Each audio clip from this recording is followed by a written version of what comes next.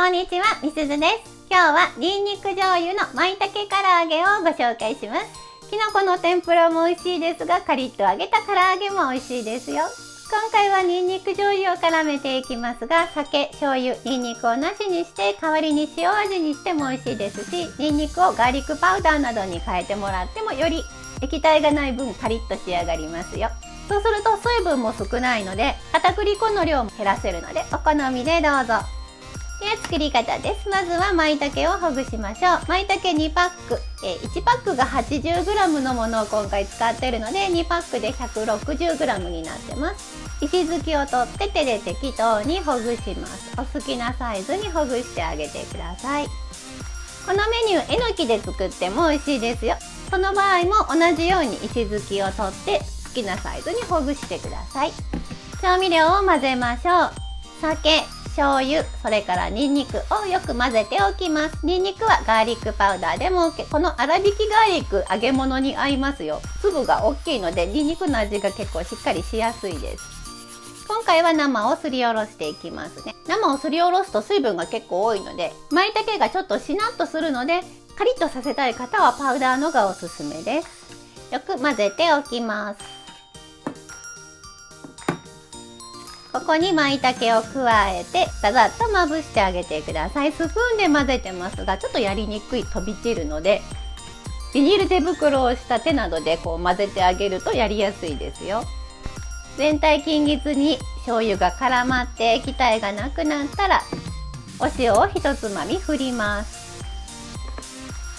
では片栗粉をまぶしましょう。一度に揚げられる分量だけまぶしていきます。片栗粉大さじ5杯ほど入れて舞茸を半量加えます。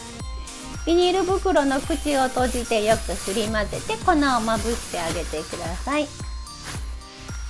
油を温めます。揚げ焼きしていくので油はフライパンの深さ2センチ程度で揚げていきます。小鍋を使って揚げると油の高さが出るのでよりカリッとこんがり揚がりますよ。今回はフライパンで一度にたくさんの量揚げていきますね。28センチのフライパン使ってます。油を入れてもらったら弱め中火にかけてもらって油を温めます。菜箸を入れてもらって箸先にふつふつと泡がゆっくり出てくるぐらいの温度になったらきのこを加えます。余分な粉をはたきつつ一つずつ入れてあげてください。弱め中火で揚げていきます。裏側がこんがりしたらひっくり返しましょう。反対側も同じように揚げます。両面こんがりしたら取り出します。やけどに気をつけて油を切って取り出してあげてください。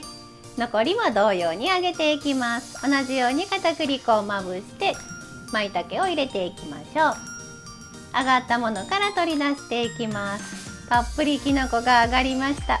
味付けのアレンジとして先ほど言った塩味もいいですし、片栗粉にカレー粉を混ぜてカレー風味にするのも美味しいですよ。お好みでどうぞ。器に盛ります。付け合わせはレタス、紫キャベツ、プチトマト、レモンがよく合うのでレモンを絞って、すだちでもいいですけど柑橘類絞って食べてあげるとよりさっぱりとして美味しいですよ。最後まで見てくださりありがとうございました。今日は舞茸のニンニク醤油風味の唐揚げをご紹介しました。他のきのこに変えてもらってもいいですし、他の味に変えても美味しいですよ。天ぷらもいいですが、たまにはきのこの唐揚げはいかがでしょうか。また詳しいレシピやブログにも書きますので、そちらも見てくださると嬉しいです。ではまた。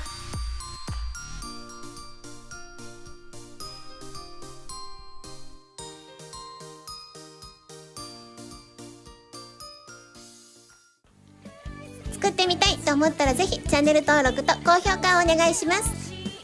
このチャンネルはお砂糖みりんなしレシピを載せています。詳しいレシピはすべてブログに書いてあります。また見に来てくださると嬉しいです。Twitter、Instagram、TikTok なんかもやってます。こちらもぜひ覗いてみてね。それではまた。